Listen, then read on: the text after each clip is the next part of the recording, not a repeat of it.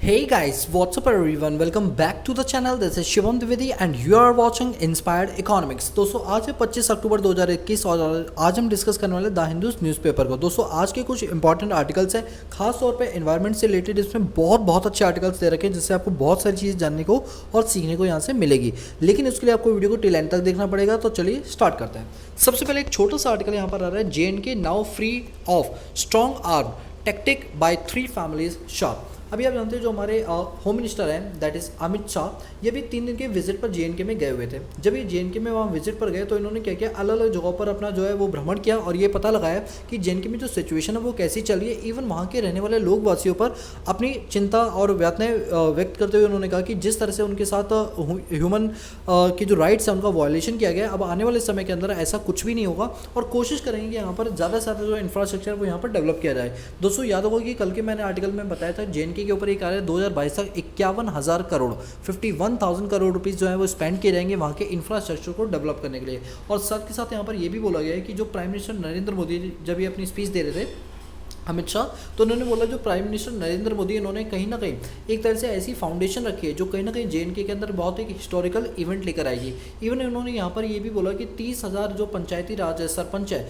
वहाँ पर इलेक्शंस करवाए गए जो पिछले 70 सालों के अंदर वहाँ पर नहीं किए गए। वहाँ पर एक तरह से जो पहले एक तरह कहते हैं ना डोमिनेंसी चलती थी गवर्नमेंट की, वो हटा के यहाँ पर लोकतांत्रिक जैसी चीज़ें यहाँ पर देखने के लिए मिल रही हैं जो पिछले 70 साल में यहाँ पर नहीं हुई। और इस बात का हवाला देते हुए कहा जा रहा है कि आने वाले समय के अंदर कहीं ना कहीं JNK की जो नींव है और जो दिशा और दशा, यहाँ दोनों ही चीज़ें यहाँ पर चेंज होती हुई नजर आएंगी।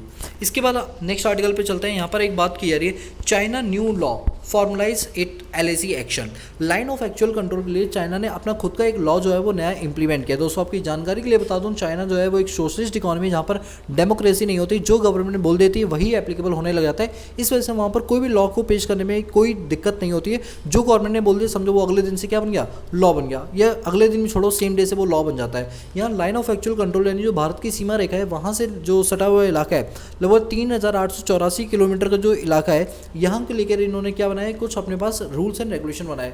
चाइना की लेजिस्लेशन ने जनवरी 1 को ये बोला है कि इस चीज़ को हम अप्लाई कर देंगे जनवरी की 1 तारीख से, यानी अभी सिर्फ इस पर लॉ बनाया जा रहा है। हो सकता है अभी इसमें और कई सारे चेंजेस देखने के लिए मिले और जनवरी की 1 तारीख से ये अप्लाई हो जाए। इस लॉ के अंदर सबसे मेन चीज़ ये बोलेगी, लाइन ऑफ एक्चुअल कंट्रोल पे जिस तरह से आर्मी का वहाँ एक्सप्लॉयटेशन किया जा रहा है, चाइना वाला ऐसा बोलते हैं कि वहाँ पर इंडिया की तरफ से जो सीज फायरिंग वगैरह की जाती है, जबकि ऐसा होता बिल्कुल नहीं है। भूटान की तरफ से कई सारे डिस्प्यूट वगैरह चल रहे हैं, उनको रिजोल्व करने के लिए यहाँ पर एक नया लॉ जो है वो चाइना की तरफ से यहाँ पर बनाया गया है। दोस्तों मेन चीज़ पता है क्या होती है, चाइना वाले भड़क जाते हैं किस बात को लेकर, जब हम क्या करते हैं कोई इंफ्रास्ट्रक्चर एक्टिविटी करते हैं ना, जैसे चाइना अपना इंफ्रास्ट्रक्चर करे तो चाइना को कोई दिक्कत नहीं है, लेकिन जब इंडिया वाले अगर LAC पर इंफ्रास्ट्रक्चर प्रोजेक्ट करने लगे तो इन्हें दिक्कत होने लगती है। इनको लगता है इंडिया वाले कहीं हम पर हमला ना करते, इसलिए उनके इंफ्रास्ट्रक्चर को डैमेज कर दो और वो तुरंत बमबारूद से उस चीज़ को डैमेज वहाँ पर कर देते हैं, जिसमें हमारे जवान शहीद जो है वो पूरी तरह से उनकी शहीदी हो जाती है। तो ये सारी चीज़ें बहुत कंसर्न करके इन्होंने बोला है और कहीं ना कहीं जो लाइन ऑफ एक्चुअल कंट्रोल है इससे भारत पर एक नेगेटिव इंपैक्ट पड़ेगा, बिकॉज चाइना तो अपने फायदे के लिए सारे लॉज बना रही है, बट कहीं ना कहीं इसका इंपैक्ट जो है वो भारत पर भी देखने के लिए मिल सकता है। इसके यहाँ पर और आगे चले तो फिलहाल यहाँ पर ऐसा कुछ भी नहीं जो मैं आपको फर्स्ट पेज से कराऊँ। सेकंड पेज के अंदर भी कुछ नहीं है, वो हीरोइन वगैरह का केस है, जो भी ड्रग्स वगैरह आजकल देख पा रहे हैं, स्मगलिंग का केस कितना ज़्यादा यहाँ पर चलता हुआ नजर आ रहा है, उसको लेकर हर दिन दलीलें दी जाती हैं, इसको लेकर यहाँ पर बात की जा रही है। इसका एक सबसे मेन मुद्दा जो आ रहा है वो हमारे एनवायरमेंट GS पेपर नंबर 2 से आ रहा है, दैट इज ई-वेस्ट को लेकर। क्योंकि आप जानते हैं जो ई-वेस्ट का मतलब होता है इलेक्ट्रॉनिक वेस्ट। आप जानते हैं जैसे हम घरों में टीवी होता है, मोबाइल फ़ोन होता है, माइक्रोवेव होता है, हम इन सबको कबाड़ी वाले को बेच देते हैं, लेकिन कबाड़ी वाला भी इसमें से क्या होता है जो मेन मेटल्स होता है वो निकाल देते हैं, बाकी जो स्क्रीन वगैरह होती है वो उसको बेचने पर नहीं जाती क्योंकि उसकी कोई रीसेल वैल्यू नहीं होती है और वो क्या करते हैं उनको डंप कर देते हैं। लेकिन आप सोच के देखो, हमारा 135 करोड़ की आबादी है, आज की डेट में हर किसी के पास अपना मोबाइल फ़ोन है, एक नहीं बल्कि दो है, लैपटॉप है, कंप्यूटर है, AC है, घर में फ़ैन है, ट्यूबलाइट्स हैं। कहीं ना कहीं इलेक्ट्रॉनिक आइटम जो कंप्लाइंसेस है वो आपके हर घर में, ऑफिस में, स्कूल्स में, हॉस्पिटल में, हर जगह मिल जाएंगे। जब ये ख़राब हो जाते हैं, जब इनको फेंका जाता है तो इससे क्या होता है जो ई-वेस्ट यानी इलेक्ट्रॉनिक वेस्ट है वो बढ़ता हुआ नजर आता है। अब ई-वेस्ट को लेकर ये कहा जा रहा है कि अब ई-वेस्ट के मैनेजमेंट को लेकर क्या किया जाए, क्योंकि ये दिन पर दिन ना आप जानते हो एनवायरमेंट पर ये नेगेटिव इंपैक्ट डालता है। हम ई-वेस्ट को हर जगह नहीं फेंक सकते क्योंकि उसमें कांच वगैरह होते हैं, इससे क्या होता है जो कूड़ा जो उठाने वाले लोग होते हैं उनके हाथों में डैमेज हो जाता है। गाय वगैरह जब इसको खाती हैं कूड़े को तो पता चलता है उससे उनके गले के अंदर इन्फेक्शन हो जाता है, गले की जो इंटेस्टाइन वगैरह है वो डैमेज हो जाती है। तो इस टाइप की चीज़ें यहाँ पर देखी जाती है जो आजकल बहुत ज़्यादा जो है यहाँ पर एक चिंता का विषय हो गया है दिल्ली गवर्नमेंट के लिए तो सबसे ज़्यादा, बिकॉज दिल्ली के अंदर सबसे ज़्यादा इलेक्ट्रॉनिक अप्लायंसेज जो है वो यहाँ पर यूज़ किए जाते हैं, जिसको लेकर चलो मैंने यहाँ पर कुछ नोट्स वगैरह बनाए तो आप उन नोट्स को यहाँ पर देखना। आज जैसे आप जानते हैं 25 अक्टूबर, एक बार मैं 25 अक्टूबर का फोल्डर ओपन कर दूँ, 25 अक्टूबर, यहाँ पर अभी हमें जो करना है that is e waste generation. ये आपका GS paper number 3 environment pollution and degradation में टॉपिक आता है, और GS paper number 2 government policy and intervention आता है।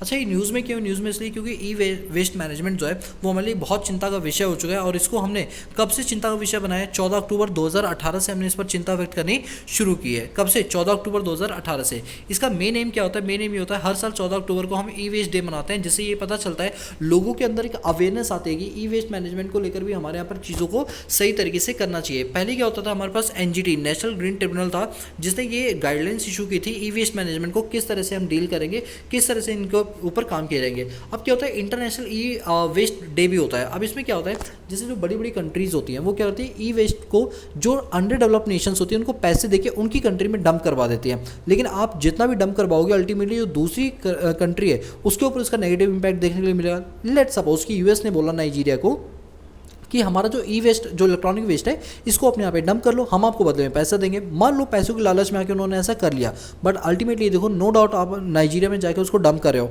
बट कहीं ना कहीं नाइजीरिया का भी उसका लेवल बढ़ेगा, तो पॉल्यूशन जब होगा तो नाइजीरिया में थोड़ी होगा, वो तो सब जगह होगा, तो उसका इंपैक्ट तो सभी ग्लोबल एनवायरमेंट पर पड़ेगा। इस बात को लेकर चिंता व्यक्त की जा रही है, और ये कहा जा रहा है आने वाले समय के अंदर ई वेस्ट मैनेजमेंट को किस तरह से हम यहाँ पर टैकल कर सकते हैं, जिसके लिए अलग अलग टाइप की कमेटीज़ वगैरह, लॉज वगैरह बनाए गए। कहीं ना कहीं ये सारी जो चीज़ें वो ई वेस्ट मैनेजमेंट को रिड्यूस करने में हमारे पास कारगर साबित होंगी। आप इस पूरे नोट्स को अपने पास पढ़ सकते हो। एग्जाम में इस टाइप के जो क्वेश्चंस हैं अगर आप आते हैं तो उसमें इन चीज़ों का आप यूज़ यहाँ पर कर सकते हो। ठीक है, चलिए इसके बाद हम आगे चलते हैं। ये हमारा एक छोटा सा आर्टिकल था।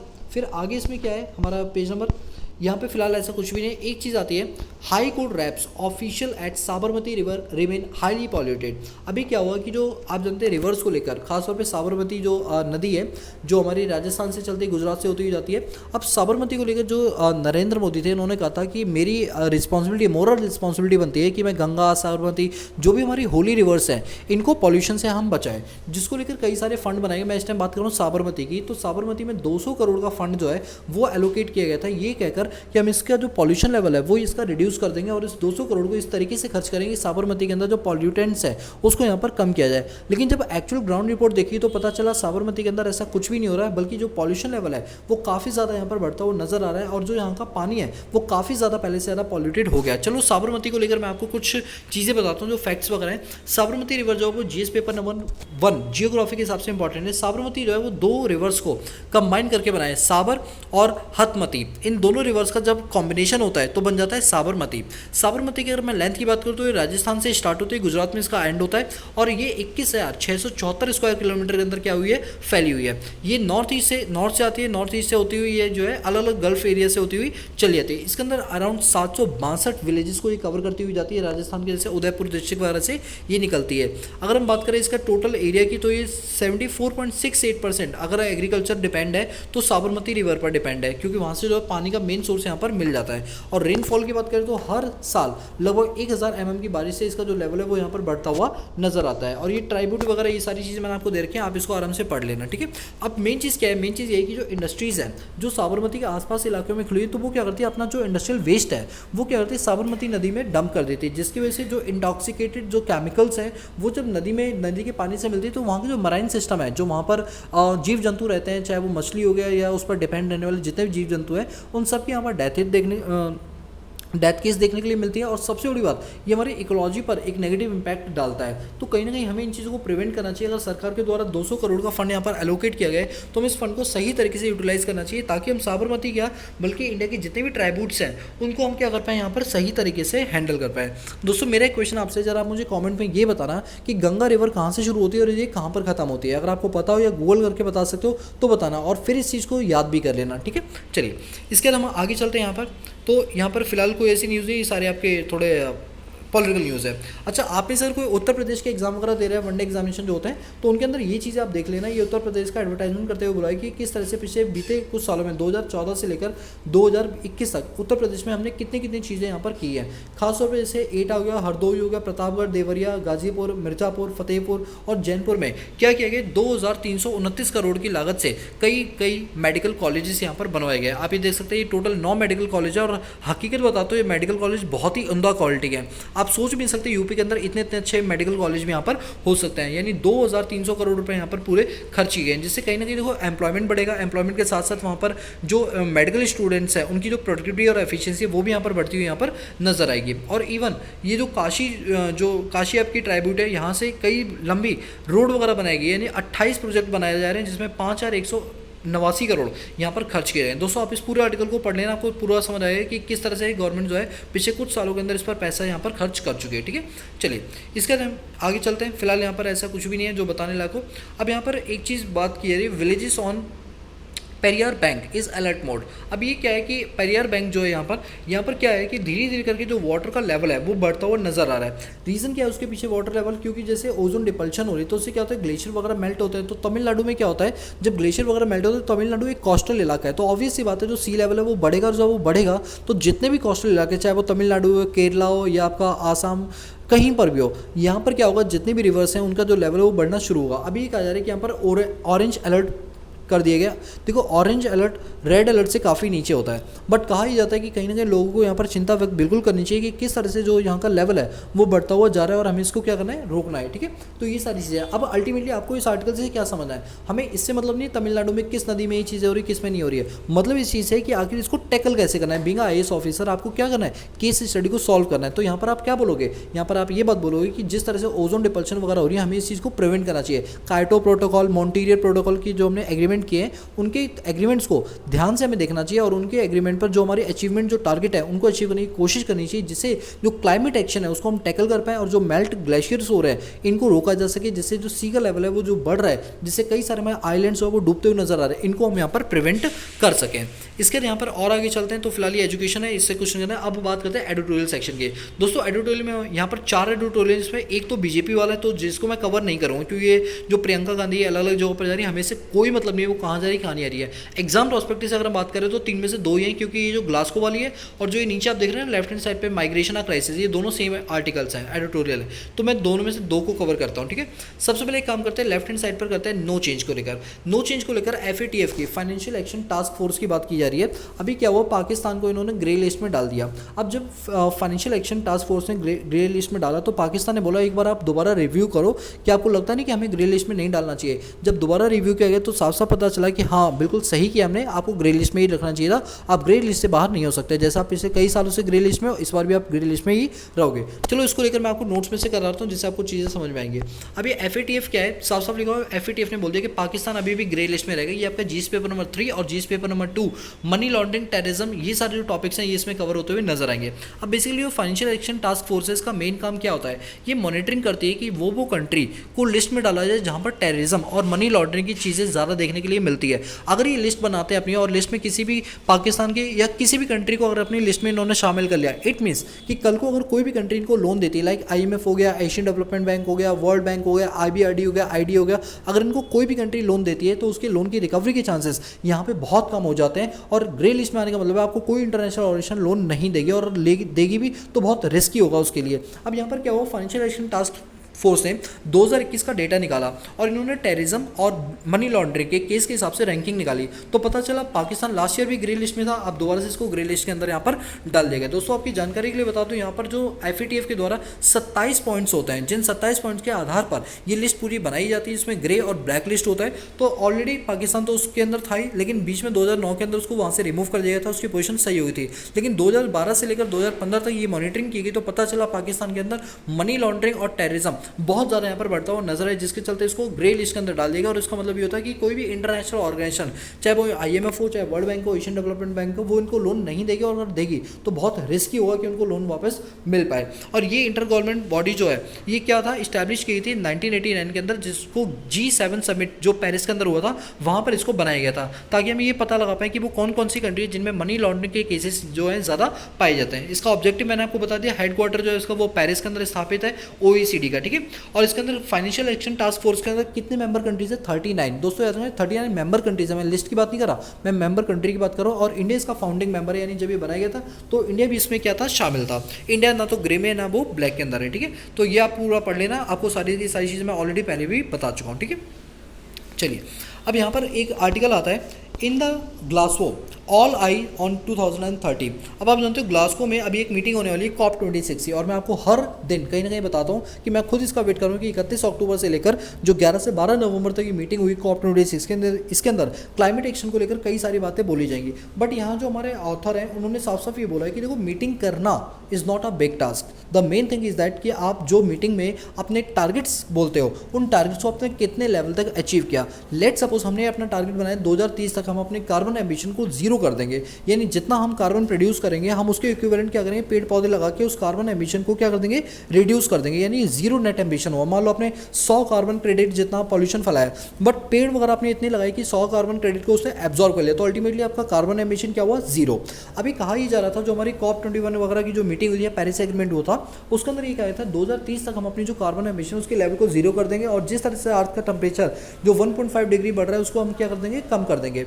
तो अब इन चीज़ों को लेकर ये बोला जा रहा है कि मीटिंग रखना is not a big task. आप ये देखो लास्ट ईयर जो मीटिंग हुई थी या लास्ट टाइम जो मीटिंग हुई थी, उस मीटिंग में जो आपने अपना एजेंडा बनाया था, क्या उस एजेंडा को आपने अचीव कर पाया? अगर आपको लगता है 2050 तक आप इस चीज़ को अडॉप्ट करोगे तो आप ऐसे करो, शॉर्ट टर्म गोल्स बनाओ, 2030 तक उसको करने की कोशिश करो, नहीं कर पाओ तो 2050 तक खींचो, बट आप 2050 को टारगेट मत करो, शॉर्ट टर्म गोल्स बनाओ। क्योंकि लॉन्ग टर्म गोल्स में क्या होता है, आपका माइंड डाइवर्ट हो जाता है, हो सकता है आप उस चीज़ को अचीव ना कर पाओ। शॉर्ट टर्म करोगे तो आपको अपनी कमियां टाइम टू टाइम पता चलती रहेंगी, जिसको लेकर आप एक्शंस करोगे और कहीं ना कहीं चीज़ आपके लिए फायदेमंद होगी। तो मैं खुद भी ये बात बोल रहा हूँ कि COP26 ये मीटिंग होगी तो बहुत ही ज़्यादा मजेदार होगी, और ये किसके द्वारा की जाती है, UNFCCC के द्वारा, United nation framework convention on climate change के द्वारा ये सारे काम किए जाते हैं। ठीक है, चलिए इसके बाद हम आगे आर्टिकल में पढ़ते हैं। तो ये तो बीजेपी का आर्टिकल है, इसलिए मैं इसको यहाँ पर कवर नहीं करूँगा। इसके बाद आगे चलते हैं, यहाँ पर बात की जा रही है, इसमें भी कुछ ऐसा नहीं है जो पढ़ाने लायक हो। ठीक है, अच्छा आपको पता ही होगा अभी राइस को लेकर, आप जानते हो हम एग्रीकल्चर एक्सपोर्ट के अंदर टॉप 2 कंट्रीज़ के अंदर रहते हैं। ठीक है, टॉप 2 कंट्रीज़ के अंदर रहते हैं, और अभी रिसेंटली हमारे ऊपर एक बहुत बड़ा इल्ज़ाम लगाया कि राइस के अंदर जीनोम सिक्वेंसिंग करके हमने मॉडिफाइड करके जेनेटिक मॉडिफाइड करके हमने राइस को क्या किया, एक्सपोर्ट किया, जो कि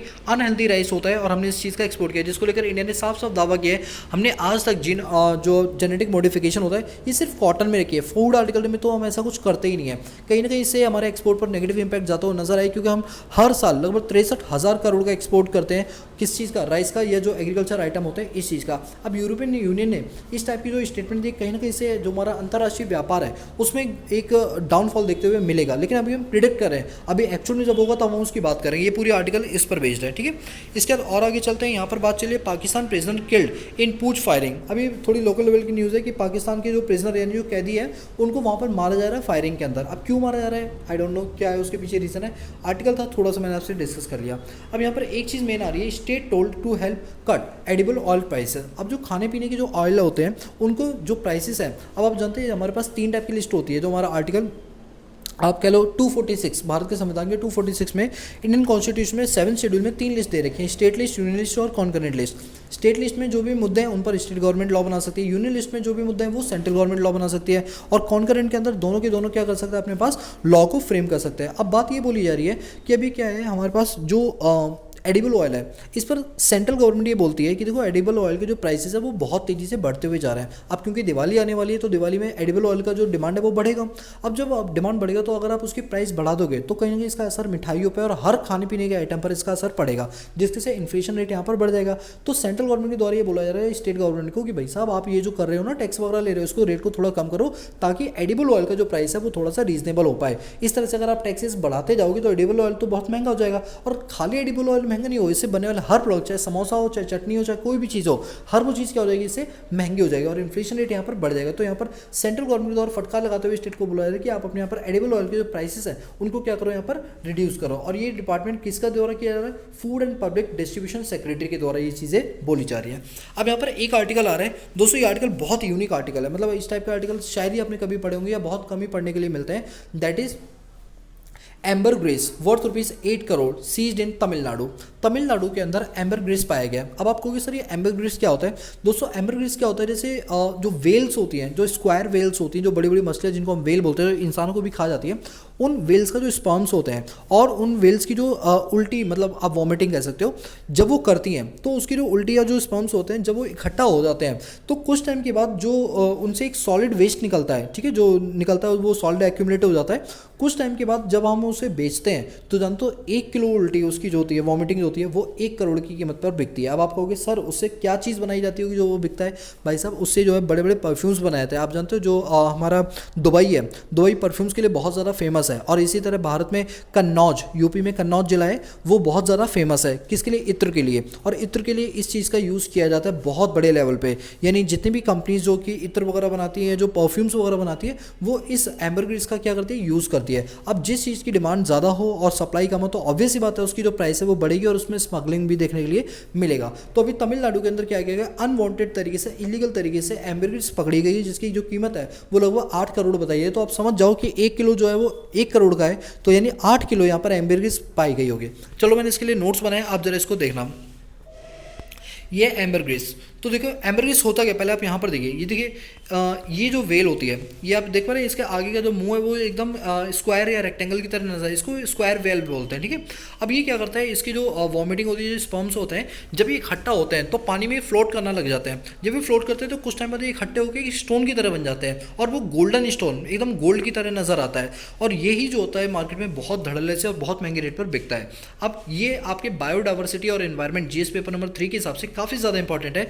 इसमें ये बोला गया है कि क्या होता है कि जो वेल की वॉमिट होती है उससे ये चीज़ क्या की जाती है, बनाई जाती है। और जो स्पर्म्स, जो वेल के स्पर्म्स होते हैं, उनसे भी इस सॉलिड वैक्स को यहाँ पर बनाया जाता है। अगर हम बात करें तो वेल अपना जो भी चीज़ें बनाती है, लगभग 1% स्पर्म से ये चीज़ें बनाई जाती है। केमिकली अब क्या होता है, जैसे एल्कोहल वगैरह होता है, एसिड वगैरह होते हैं, उनके अंदर इस चीज़ का क्या किया जाता है, इस्तेमाल किया जाता है। और जो बॉडी डेड्रेंट्स वगैरह होते हैं या इत्र वगैरह होते हैं, उनमें ये यूज़ किया जाता है। कहा यह जाता है कि लगभग गोल्ड की तरह होता है कि 1 किलो, जैसे क्या होता है कि 1 किलो जो इनकी एम्बरग्रीस होती है, इसकी कीमत इंटरनेशनल मार्केट के अंदर 1 करोड़ बताई थी। अगर हम यूजेस की बात करें तो परफ्यूम मार्केट के अंदर ये बहुत ज़्यादा धड़ल्ले से बिकता है। दुबई वगैरह जैसी चीज़ें तो ये बहुत ज़्यादा इनकी क्या करती है, डिमांड करते हैं। और अगर हम एंशियंट हिस्ट्री की बात करें तो तब से ये चीज़ें चलती आ रही कि हमारे जो पुराने लोग थे वो इत्र वगैरह इसी से यहाँ पर बनाया करते थे, जिसके चलते इसकी जो स्मगलिंग है वो बहुत हाई लेवल पर यहाँ पर आपको देखने के लिए मिलती है। और स्मगलर्स, क्योंकि इसकी अच्छी खासी कीमत मिलती है, तो इस टाइप की वेल्स को मारा जाता है या मारा भी नहीं आता तो उनको क्या कहता है, इस ऐसे इलाके में घुस जाते हैं